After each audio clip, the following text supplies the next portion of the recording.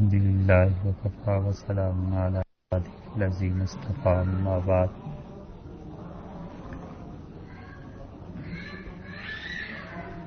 کل کے بیان میں یہ بات ہو رہی تھی کہ انسان کو ہر حال میں ہر جگہ پہ جہاں تک شرعاً ممکن ہو سکے اللہ کا ذکر کرتے رہنا چاہیے۔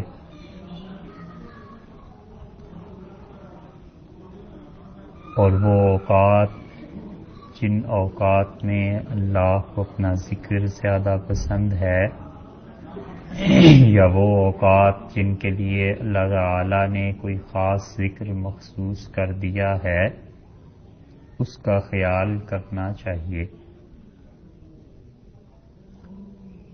مثلاً بقرعید میں اللہ تعالی نے یہ حکم دیا ہے، نبی کریم صلی اللہ علیہ وسلم نے فرمایا ہے کہ نمازوں کے بعد اونچی آواز سے تکبیر کہی جائے تو اس وقت وہ ذکر اللہ کو مطلوب ہے۔ اللہ تعالی چاہتے ہیں کہ اس کے بندے اس طرح اسے یاد کریں۔ ذکر اللہ کی یاد ہے، اور اللہ کی یاد کا سب سے بہترین طریقہ یہ نماز ہے۔ خود نماز اللہ کا ذکر ہے۔ اسی لیے قرآن کریم میں بعض جگہ ذکر کے متعلق جو حکم آیا ہے تو مفسرین نے اس کی تشریح کی ہے کہ اس سے مراد یہ ہے کہ نماز قائم کی جائے۔ فرض نمازوں کے علاوہ بھی نفل نمازیں ہیں، ان کے متعلق بھی یہ تصریحات ملتی ہیں کہ اللہ کا ذکر اس ذریعے سے کیا جاتا تھا۔ نبی کریم صلی اللہ علیہ وسلم نے اشراق اور چاشت کی نمازوں کا بتلایا ہے کہ انسان اسے ادا کرے، اور وہ اللہ کا شکر ادا کرنے کا ایک طریقہ ہے۔ اسی طرح ظہر کی سنتیں ہیں، انہیں طویل پڑھنا یہ بھی حدیث میں آیا ہے، یہاں تک کہ حضرت عمر رضی اللہ عنہ کے متعلق تو آتا ہے کہ وہ ظہر کی 4 سنتیں بہت طویل پڑھتے تھے اور فرماتے تھے کہ دن کا تہجد۔ اور رسول اللہ صلی اللہ علیہ وسلم سے بھی یہ ثابت ہے کہ بڑی طویل سورتیں آپ نے اس میں تلاوت فرمائی ہیں۔ پھر مغرب کی نماز کے بعد نوافل جو پڑھے جاتے ہیں، یعنی 2 سنتیں، اور 2 سنتوں کے بعد کوئی آدمی 4 رکعتیں مزید پڑھ لے تو یہ 6 رکعتیں اس کے بعد ہو گئیں۔ اس کے متعلق بھی حدیث میں آیا ہے کہ رسول اللہ صلی اللہ علیہ وسلم نے اللہ کے قرب کا ذریعہ اس کو قرار دیا۔ عشاء کی نماز کے بعد جب انسان 2 سنتیں پڑھ لے تو سب سے کم درجے کا تہجد یہ ہے کہ اس کے بعد اور وتر سے پہلے جتنے بھی نفل پڑھ لے۔ اس کے بعد یہ ہے کہ سونے سے پہلے کچھ نوافل پڑھ لے، یہ بھی اللہ کی یاد ہے، اللہ کا ذکر ہے۔ اس کے بعد سب سے بہتر تو یہ ہے کہ جب سو کے اٹھے اور رات کے آخری پہر میں اس وقت کچھ رکعتیں پڑھ لے۔ رسول اللہ صلی اللہ علیہ وسلم سے یہ بھی ثابت ہے کہ انہوں نے 4 رکعتیں پڑھیں، اور 8 بھی اور 12 بھی، اور اس کے بعد 3 وتر پڑھ۔ اور بالعموم رسول اللہ صلی اللہ علیہ وسلم 8 رکعتیں پڑھتے تھے، جن میں سے 2 پہلی رکعتیں بہت مختصر ہوتی تھی۔ ایک حدیث میں آتا ہے کہ آپ نے فرمایا جب انسان سو جاتا ہے تو شیطان اس پہ 3 گرہیں لگا دیتا ہے، یعنی اسے غفلت میں ڈال دیتا ہے زیادہ، اور پہلی گرہ اس وقت کھلتی ہے جب اس کی آنکھ کھل جائے، اور دوسری جب وہ وضو کر لے، اور تیسرے جب وہ 2 رکعتیں پڑھ لے تو اس کے بعد شیطان کا اثر ہٹ جاتا ہے۔ تو رسول اللہ صلی اللہ علیہ وسلم 2 رکعتیں پڑھتے تھے مختصر بہت تہجد کے آغاز میں، اور پھر اس کے بعد کبھی 2 رکعتیں، کبھی 4، کبھی 8 ایسے، اور کبھی 10 رکعتیں مزید ملاتے تھے۔ یہ سب چیزیں اللہ کی یاد کے لیے۔ صلاۃ التسبیح ہے، اگرچہ محدثین کا اختلاف ہے اس پہ کہ یہ ثابت ہے یا نہیں، مگر محققین نے خاص طور پہ حافظ ابن حجر رحمۃ اللہ علیہ نے قزوینی رحمۃ اللہ علیہ کے جواب میں جو رسالہ لکھا ہے، انہوں نے اس میں مسلسل احادیث اس بات کی نقل کی ہیں کہ اس نماز کی اصل ہے، یہاں تک کہ امام احمد بن حنبل رحمۃ اللہ علیہ پہلے اس کے قائل نہیں تھے، اور انہوں نے کہا کوئی حدیث صحیح نہیں ہے اس باب میں، مگر ان کے ہی کلام سے معلوم ہوتا ہے کہ جیسے انہوں نے بعد میں اس بات سے رجوع کیا ہو، اور بہت سے طریقے جو اس حدیث کے آئے ہیں اس پہ انہوں نے سوچا اور پھر اسے مستحب ارشاد فرمایا۔ ترمذی میں بھی یہ روایت آئی۔ تو صلاۃ التسبیح بھی اللہ کی یاد کا ایک طریقہ ہے۔ اسی طرح رسول اللہ صلی اللہ علیہ وسلم نے یہ بھی بات بتلائی کہ جب کسی انسان سے کوئی گناہ ہو جائے اور وہ اللہ سے توبہ کرنا چاہیے تو فلیرکع رکعتین، اسے چاہیے کہ 2 رکعتیں پڑھے اور اس کے بعد اللہ سے مسلسل معافی مانگے۔ اور آپ نے فرمایا جب کوئی شخص ایسے کرے گا اور یہ پڑھے گا کہ استغفر اللہ الذی لا الہ الا هو الحی القیوم واتوب الیہ، تو آپ نے فرمایا اگرچہ وہ میدان جنگ سے بھاگ آیا ہو تو بھی اللہ اسے معاف کر دے گا۔ اللہ تعالی کے ہاں توبہ کا باب بہت وسیع ہے۔ یہ مطلب نہیں ہے کہ کوئی انسان اس کو دیکھ کے گناہ کرنے لگے، مگر اس کا مطلب یہ ہے کہ انسان اللہ سے رجوع کرتا رہے، بار بار بار بار خدا سے معافی مانگتا ہی رہے۔ اور خود آپ نماز کو دیکھیے، اس میں ذکر کے کتنے مواقع، تکبیر تحریمہ کے بعد سبحانک اللہم و بحمدک، رسول اللہ صلی اللہ علیہ وسلم اس کے ساتھ بھی اللہ کا ذکر کرتے تھے۔ حدیث میں آیا ہے کہ مثلا آپ اس موقع پہ دعا مانگتے تھے کہ اللہم باعد بینی و بین خطایایا کما باعدت بین المشرق والمغرب، اللہ مجھ میں اور میرے گناہوں میں اتنا ہی فاصلہ کر دے پروردگار جیسے تو نے اپنی قدرت سے مشرق اور مغرب کو دور دور کیا۔ اسی موقع پہ رسول اللہ صلی اللہ علیہ وسلم کبھی کبھی یہ پڑھتے تھے کہ اللہ اکبر کبیرہ والحمد للہ کثیرہ سبحان اللہ بکرۃ و اصیلا، اور اللہ کا ذکر کرتے تھے۔ اسی طرح سورہ فاتحہ ہے، اور سورہ فاتحہ کے بعد ان سورتوں کا ملانا جو حدیث میں آئی ہیں وہ بہت فضیلت کی چیز ہے، کیونکہ رسول اللہ صلی اللہ علیہ وسلم کی سنت پر بھی عمل ہوگا اور نماز کا ایک واجب بھی ادا ہو جائے گا۔ مثلا حدیث میں آتا ہے کہ مغرب کی نماز رسول اللہ صلی اللہ علیہ وسلم پڑھاتے تھے، اور ایک صحابی رضی اللہ عنہ کہتے ہیں کہ اتنی مرتبہ آپ نے پہلی رکعت میں قل یا ایھا الکافرون اور دوسری رکعت میں قل ھو اللہ کی تلاوت کی ہے کہ میں نے اصل میں یہ صورتیں اسی میں سن کے یاد کی۔ اور یہ 2 صورتیں ایسی ہیں، یعنی سورہ کافرون اور سورہ اخلاص، کہ رسول اللہ صلی اللہ علیہ وسلم عام طور پہ 2 رکعتیں جب پڑھتے تھے تو ان میں یہ صورتیں پڑھتے تھے۔ ایک حدیث میں آیا ہے کہ ظہر کی نماز کے بعد جو 2 سنتیں پڑھتے تھے اس میں بھی یہی پڑھتے تھے۔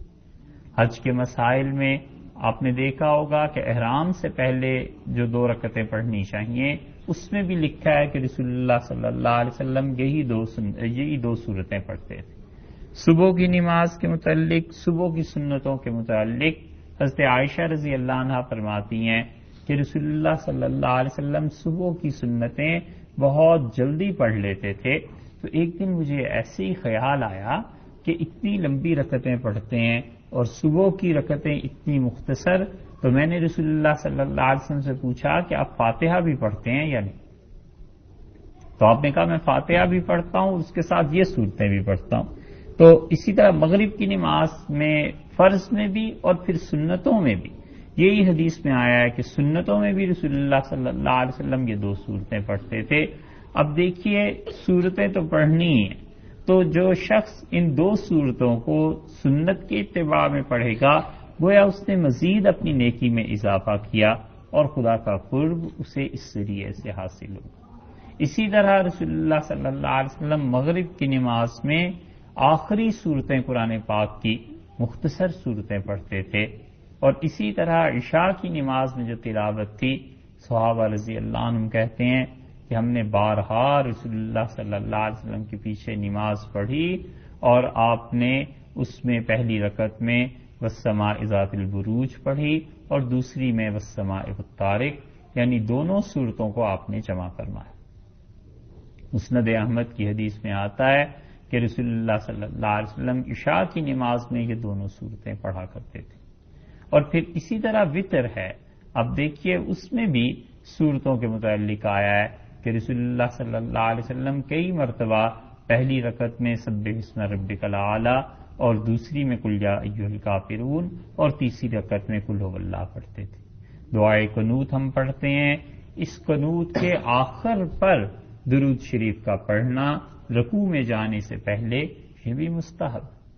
ترمذی کی روایت میں آتا ہے رسول اللہ صلی اللہ علیہ وسلم سے ان کے نواسے حضرت حسن رضی اللہ عنہ نے پوچھا کہ قنوت میں کیا پڑھنا چاہیے، تو حضرت صلی اللہ علیہ وسلم نے انہیں جو دعا سکھائی ہے وہ مشہور دعا ہے جو پڑھنی چاہیے، اور بہتر یہ ہے کہ دونوں دعاؤں کو جمع کر لیا جائے۔ اللہم انا نستعینک تو پڑھتے ہی ہیں، اس کے ساتھ ساتھ دوسری مشہور دعا وہ ہے اللہم اہدنی فیمن ہدیت وعافنی فیمن عافیت۔ رسول اللہ صلی اللہ علیہ وسلم نے یہ دوسری دعا حضرت حسن رضی اللہ عنہ کو سکھائی، اور اس کے آخر پر آتا ہے وصلی اللہ علی النبی الامی یا صلی اللہ علی نبی الکریم۔ اسی سے حنفی فقہا نے یہ مسئلہ لکھا ہے کہ وہ کہتے ہیں قنوت کے آخر پر رکوع سے پہلے جب دعا پڑھ چکے تو اس کے آخر پہ رسول اللہ صلی اللہ علیہ وسلم پہ درود شریف کا بھیجنا، درود شریف کا پڑھنا یہ مستحب۔ یہ سب نماز میں ہی اللہ کی یاد ہے۔ جب انسان اس طرح کی نماز پڑھے گا اور سنت کے اتباع کا خیال کرے گا تو یہ نماز بہتر سے بہتر ہوتی چلی جائے گی۔ اس لیے حدیث میں آیا ہے کہ سب سے پہلی چیز جس کا حساب کیا جائے گا اللہ کے ہاں وہ نماز ہے، اور نسائی کی روایت میں آیا ہے کہ سب سے پہلی چیز جس کا حساب کیا جائے گا وہ خون کے معاملات ہیں، قتل کے۔ تو محدثین نے اس کی شرح میں لکھا ہے کہ اس کا مطلب یہ ہے کہ اللہ کے حقوق میں سب سے پہلی چیز نماز دیکھی جائے گی، اور بندوں کے حقوق میں سب سے پہلی چیز خون کے معاملات نپٹائے جائیں گے، اس لیے کہ قتل بہت بڑے گناہوں میں سے، اللہ کے ساتھ شرک علیہ باللہ، اور اس کے بعد قتل کرنا کسی کو، یہ رسول اللہ صلی اللہ علیہ وسلم نے بتایا ہے مختلف احادیث میں کہ شرک کے بعد سب سے بڑا گناہ اسے قرار دیا ہے۔ تو اللہ کے ہاں لوگوں کے خون کے فیصلے کیے جائیں گے۔ اسی طرح آپ رکوع میں دیکھیے، رکوع میں بھی دعائیں مختلف احادیث میں آئی ہیں، وہ بھی خدا کے قرب کے لیے ہیں۔ سجدہ ہے اس میں بھی دعائیں آئی ہیں اور وہ بھی اللہ کے قرب کے لیے ہیں۔ دونوں سجدوں کے درمیان بیٹھ جائے آدمی، اور حدیث میں آتا ہے رسول اللہ صلی اللہ علیہ وسلم نے فرمایا 2 مرتبہ یہ کہہ لے کہ رب اغفر لی، اللہ مجھے معاف فرما دے، تو یہ بھی دعا ہے جو قرب ہی کے لیے۔ آخری قعدے میں درود شریف کو پڑھنے کے بعد جتنی بھی دعائیں مانگ سکتا ہے اللہ سے مانگنی چاہیے۔ حضرت صلی اللہ علیہ وسلم نے مختلف صحابہ رضی اللہ عنہ کو مختلف دعائیں تلقین کی ہیں۔ کبھی امام آخری قعدے میں جب بیٹھتا ہے تو دعا پڑھتا ہے، دعا مانگتا ہے، تو اس کے بعد مقتدی ہے اسے چپ نہیں رہنا چاہیے، وہ اپنے طور پہ دعا مانگتا رہے۔ عام طور پہ رب اجعلنی مقیم الصلاۃ ایک دعا ہے، اس کے ساتھ ربنا آتنا فی الدنیا یہ پڑھ لے۔ حدیث اور قرآن میں جتنی دعائیں آئی ہیں سب کی سب اس موقع پر پڑھی جا سکتی۔ اور نماز میں دو مقامات ایسے ہیں جن میں خاص اللہ کا قرب بندے کو حاصل ہو سکتا ہے اور خدا کی رحمت اس کی طرف متوجہ ہوتی ہے، ایک قیام میں اور ایک سجدے میں۔ سجدے کے متعلق تو رسول اللہ صلی اللہ علیہ وسلم نے بار بار فرمایا کہ تم میں سے جس انسان کو دعا مانگنا ہے وہ سجدے میں دعا مانگے، اور فرمایا کہ اللہ کا قرب اس سے حاصل ہوگا اور تمہاری دعا قبول ہو جائے گی۔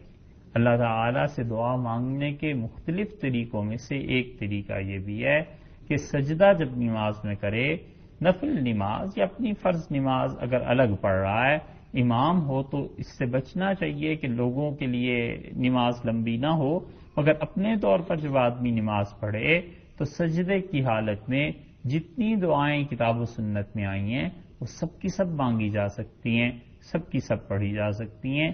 یہ خود نماز میں اللہ کے قرب کے، خدا کو یاد کرنے کے اور اللہ کے ذکر کے طریقے۔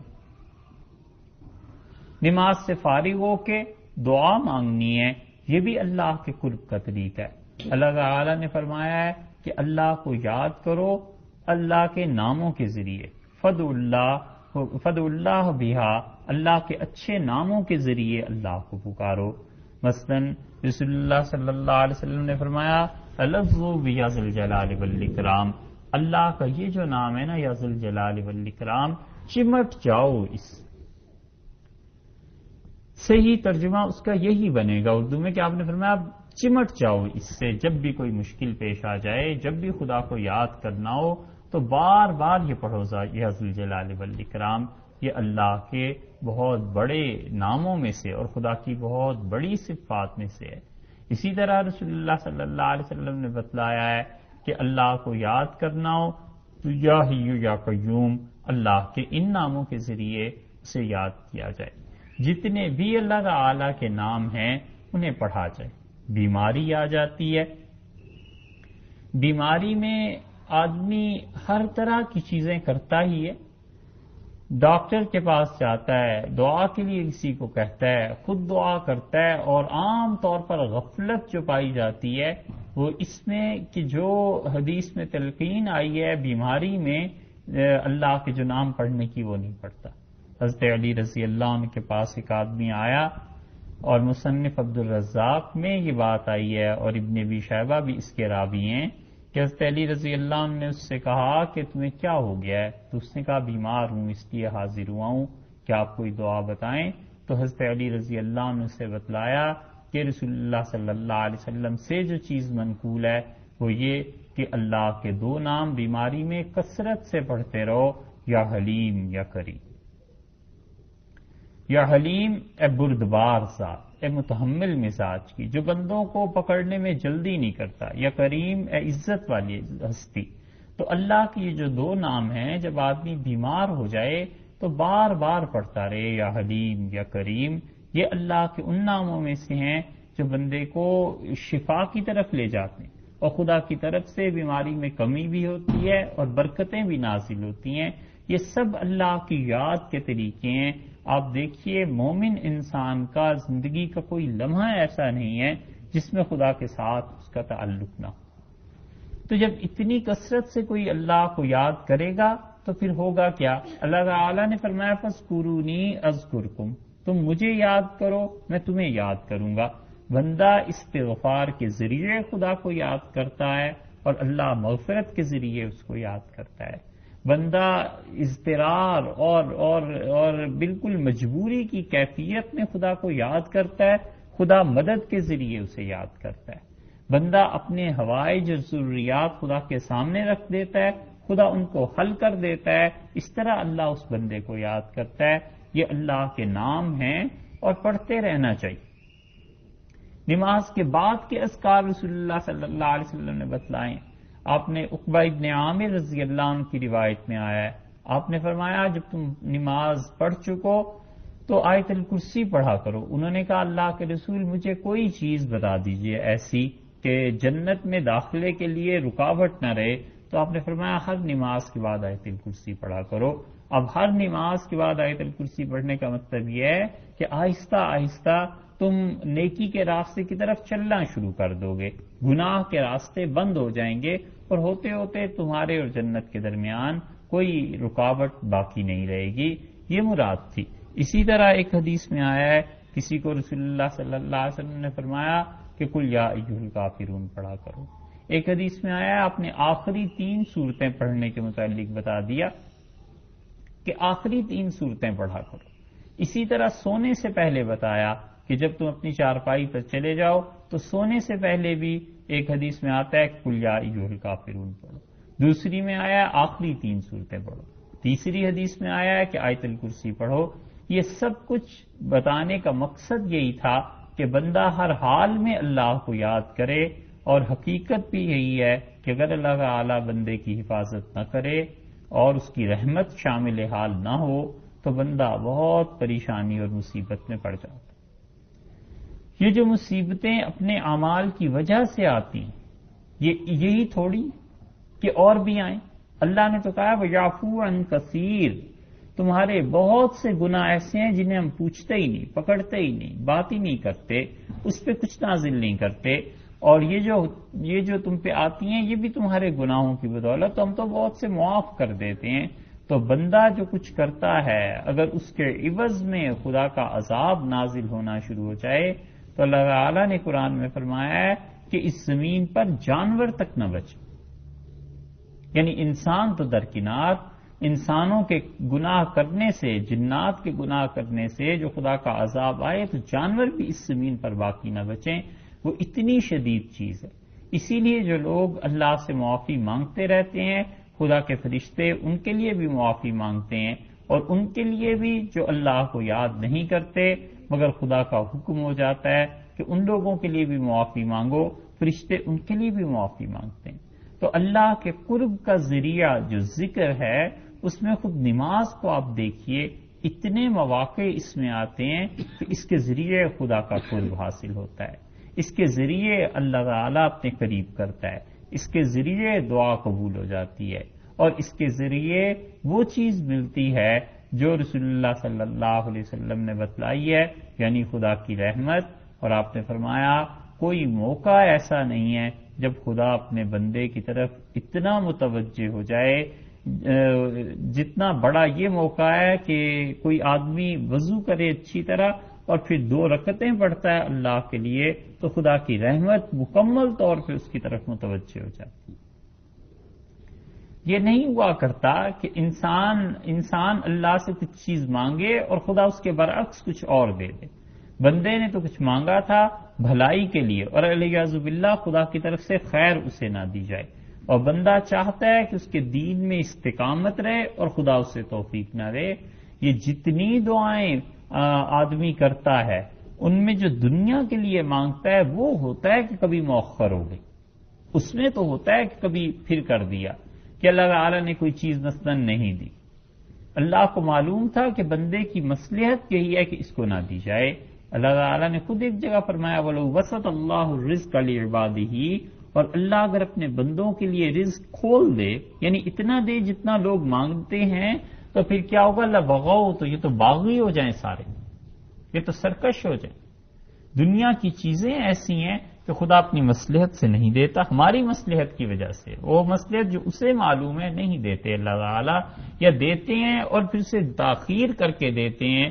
لیکن دین کا معاملہ ایسا نہیں ہے کہ کوئی انسان کہے کہ خدایا مجھے توفیق دے کہ میرے دین میں استقامت آ جائے، میں تیری اطاعت کروں، تو اللہ تعالیٰ اسے توفیق نہ دیں کہ ٹھیک ہے جی اسے توفیق نہیں ملے گی. یہ بات نہیں ہے. جب تک کہ بندہ کوئی ایسا گناہ، ایسا عمل نہ کرے یا خود جو چیزیں اس کے اپنے بس میں ہیں وہ نہ کرے تو پھر ایک الگ مسئلہ. اللہ تعالیٰ سے دعا مانگتا رہے کہ نماز پڑھنے کی توفیق ہو، اور خدا کی طرف سے جب حکم بھی ہے، سب چیزیں ہیں، سارے اسباب اور وسائل ہیں، اب جان بوجھ کے نماز نہیں پڑھتا تو یہ بندے نے اپنے اختیار کا غلط استعمال کیا. اس سے بچنا چاہیے. تو اللہ کے قرب کے جتنے ذرائع ہیں خدا نے بہت سی چیزیں نماز میں رکھی ہیں.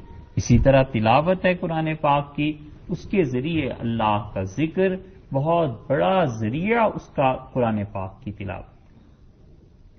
ویسے پڑھنا چاہیے قرآن پاک، یہ تو ہے ہی ہے، مگر یہ کہ بعض مخصوص دنوں میں، مخصوص حالتوں میں رسول اللہ صلی اللہ علیہ وسلم نے بعض چیزیں پڑھنے کی تلقین فرمائی ہے۔ مثلا آپ سے پوچھا گیا کہ اللہ کے رسول جب دجال آئے گا تو اس سے بچنے کا ذریعہ کیا ہے، تو رسول اللہ صلی اللہ علیہ وسلم نے فرمایا سورہ کہف کی ابتدائی 10 آیات، ایک روایت میں آیا ہے کہ آخری 10 آیات، آپ نے فرمایا جسے تلاوت کرتا رہے گا دجال کے زمانے میں صبح و شام دجال اسے دھوکہ نہیں دے سکے گا۔ ایک حدیث میں آتا ہے آپ نے فرمایا جو شخص جمعہ کے دن سورہ کہف کی تلاوت کر لے آئندہ جمعہ آنے تک اللہ اس کے دل میں ایسا نور پیدا کر دیتا ہے کہ اس کی روشنی کی وجہ سے اس انسان کو دھوکہ نہیں دیا جا سکے گا۔ 10 بار آدمی کسی چیز کو خریدتے ہوئے بھی پرکھتا ہے، معاملہ طے کرتے ہوئے پرکھتا ہے، رشتہ طے کرتے ہوئے سوچتا ہے، ہر آدمی چاہتا ہے کہ نہ وہ دھوکہ اس کے ساتھ دھوکہ نہ ہو جائے، تو اس کا ایک طریقہ یہ بھی ہے کہ سورہ کہف ہر جمعے کو پڑھتا رہے گا تو مسلسل پڑھنے کی وجہ سے اللہ تعالیٰ اس انسان کے لیے نور پیدا کر دے گا، بس لوگ اسے دھوکہ دے نہیں سکیں۔ حضرت عمر رضی اللہ عنہ نے ایک موقع پہ ایک آدمی کو یہ کہا تھا، وہ آدمی سمجھدار تھا پھر نہیں بولا۔ پہلے تو اس نے بہت کچھ کہا کہ ہمارے پاس اتنے اسلحہ ہے، ساز و سامان ہے، فوجیں ہیں، یہ وہ۔ حضرت عمر رضی اللہ عنہ نے کہا تمہیں ایک بات کہتا ہوں کہ عمر نے آج تک نہ دھوکہ دیا ہے نہ دھوکہ کھایا۔ تو عقل مند تھا، چپ ہو گیا۔ اس نے جا کے کہا کہ انہوں نے ایسی بات کہی ہے کہ اس کے بعد تو بات کی ہی نہیں جا سکتی تھی۔ وہ کہتے تھے نہ میں نے آج تک دھوکہ دیا ہے نہ آج تک دھوکہ کھایا ہے۔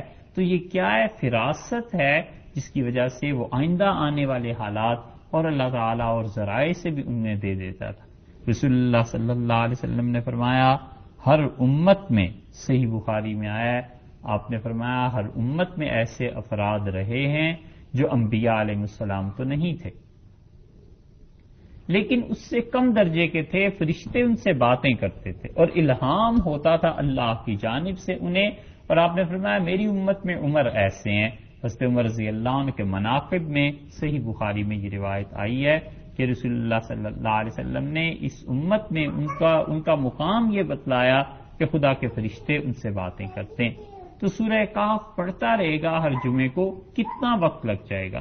15 منٹ، 20 منٹ، اور اس کے بعد وہ آئندہ جمعے تک گویا اس کی حفاظت ہو گئی کہ اب کوئی چیز اسے دھوکہ نہیں دے سکے گی، دل میں ایسا نور آ جائے گا۔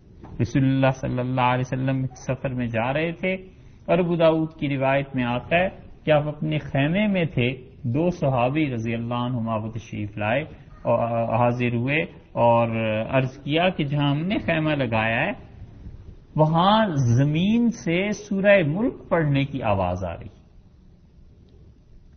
سورہ ملک 29ویں پارے کی پہلی سورت ہے، تو انہوں نے عرض کیا کہ زمین سے آواز آ رہی ہے اور کوئی سورہ ملک پڑھ رہا ہے، تو رسول اللہ صلی اللہ علیہ وسلم نے فرمایا یہ اللہ کا بندہ زندگی میں پڑھتا رہا ہے اور قبر میں بھی اسے اجازت دی گئی ہے کہ وہ تلاوت کر لے، وہ یہ سورت پڑھ رہا ہے۔ ایک صحابی رضی اللہ عنہ نے کہا کہ قبر کے عذاب سے کیسے بچا جائے، تو رسول اللہ صلی اللہ علیہ وسلم نے انہیں ہی نہیں متعدد روایات میں یہ بات ارشاد فرمائی کہ سونے سے پہلے سورہ ملک پڑھ لیا کرو، 5 منٹ بھی نہیں لگتے، شاید 2-3 منٹ، 2 رکوع ہی ہیں۔ آپ نے فرمایا تم میں سے جو شخص سورہ ملک پڑھ لے گا سونے سے پہلے اللہ اسے محفوظ رکھے گا۔ اور آپ کے لفظ یہ آئے ہیں، آپ نے فرمایا الا انہا واقعۃ، تمہیں پتہ نہیں ہے کہ سورت قبر کے عذاب سے بچاتی، تمہیں پتہ نہیں ہے کہ قبر کے عذاب سے نجات دے دیتی۔ یہاں تک کہ ایک اور روایت میں آپ نے کہا انی لوددت، میرا جی یہ چاہتا ہے کہ یہ سورت جو ہے میرے ہر امتی کے دل میں آ جائے۔ ہم سوچیں ہمیں کسی سے تعلق ہو تو ہم اس کی خواہش پوری کرنے کے لیے کتنے بےتاب رہتے ہیں۔ ماں باپ ہیں، اولاد ہے، کوئی اور ہے جس سے محبت ہو اور وہ کوئی فرمائش کر دے کہ یہ میرا جی چاہتا ہے یہ چیز لے آئیں، رات آدھی ہو جاتی ہے اور آدمی سڑکوں پہ مارا پھرتا ہے فلاں چیز خریدنی ہے اس لیے کہ والد صاحب کو چاہیے، والدہ کو، کسی اور کو۔ رسول اللہ صلی اللہ علیہ وسلم نے میرا جی چاہتا ہے کہ میرے ہر امتی کے دل میں یہ صورت آ جائے، یعنی وہ یاد اسے کر لے۔ تو اس وجہ سے کہ قبر کے عذاب سے یہ نجات دینے والی چیز ہے، قبر کے عذاب کو ہٹا دینے والی چیز ہے۔ اسی طرح سورہ یاسین کے متعلق فرمایا کہ جو صبح کے وقت سے پڑھ لے اللہ اس کے دن کے کام آسان کر دیتا ہے. یہ تو جب پتہ چلتا ہے جب کوئی آدمی نہ پڑھتا ہو اور پھر دیکھے کیا مشکلات ہیں، پھر جب پڑھتا ہے تو پھر اس کی برکات محسوس ہوتی ہیں کہ اچھا یہ جو مسلسل اللہ نے توفیق دی ہے اس کی تلاوت کی، اس کی برکات ہیں جو اب میرے سامنے آ رہی ہیں، یا یہ کہ میں اس کی تلاوت کر رہا ہوں. تو اللہ تعالیٰ کی یاد کے، اس کے ذکر کے بہت سے طریقے ہیں، جن میں سے ایک یہ نماز اور ایک تلاوت. اس کو بھی اگر آدمی کرتا رہے تو بہت اللہ کا قرب ملتا ہے، اور آہستہ آہستہ زندگی پاک اور صاف ہوتی چلی جاتی ہے. اللہ ہمیں اور آپ کو عمل کی توفیق.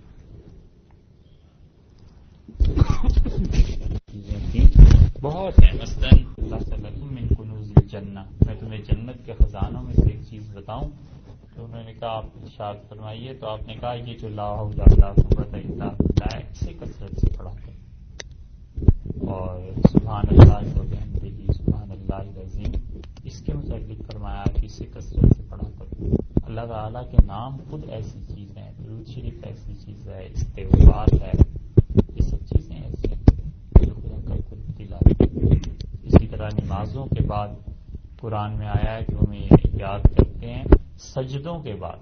تو اس کی تفسیر میں مفسرین نے لکھا ہے کہ سجدوں کے بعد یاد کرنے کا مطلب یہ ہے کہ جب نماز سے فارغ ہوتے ہیں تو سبحان اللہ الحمدللہ تسبیح خدا کی کرتے ہیں.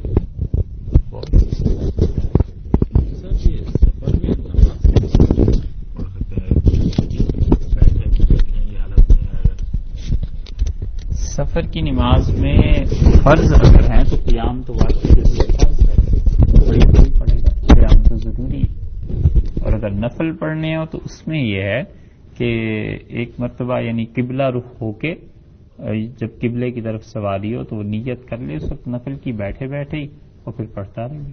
فرض کے لیے قیام ضروری ہے. فرض کے لیے قیام فرض ہے. مال گئے، ادھر ادھر گئے، کبھی جگہ نہیں ملتی آپ کو کہ نہیں، فرض کے لیے قیام فرض ہے، اس کے بغیر نماز نہیں ہوتی. ہاں اس میں یہ کر سکتا ہے کہ اگر کسی نے بیٹھ کے پڑھ لی تو اس پہ وقت کے گزارنے کا جو گناہ ہے ٹالنے کا وہ نہیں ہوگا، لیکن بعد میں اس نماز کو لوٹائے.